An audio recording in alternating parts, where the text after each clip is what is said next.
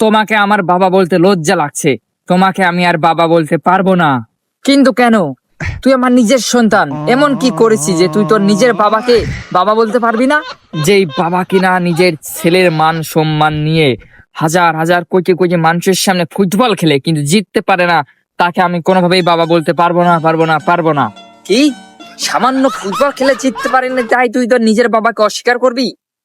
তোকে কিনা আমি সারা রাত জেগে জেগে নিজের ঘাম বিছানায় ফেলে তোকে জন্ম দিয়েছি, এই সেই সন্তান যে কিনা সামান্য আর্জেন্টিনার কাছে হেরে গেছি তাই নিজের বাবাকে অস্বীকার করতেছে। তোর মতো ছেলে আমার আর লাগবে না। চাস শালা, তুই রাস্তায় গিয়ে মর, রাস্তায় গিয়ে মরি না নতুন বাবা খুঁজি রাস্তায় গিয়ে, সেটা আমি দেখবো। এখন থেকে যেই আর্জেন্টিনার বিপক্ষে খেলবে সেই আমার বাবা। যে আর্জেন্টিনাকে একটি 7 আপ খাওয়াতে পারবে, 60টি গোল দিতে পারবে আর্জেন্টিনাকে, সে আমার আসল বাবা। যতদিন আর্জেন্টিনাকে যেই টিম হারাতে পারবে না তাদেরকে আমি আব্বা বলতে থাকবো। যেই আর্জেন্টিনার বিপক্ষে খেলবে সেই আজকে থেকে আমার বাবা। আর আপন বাবা যে আছে ওই যে থাকলো, এখন থেকে আর্জেন্টিনার বিপক্ষে যে খেলবে সেই আমার বাবা।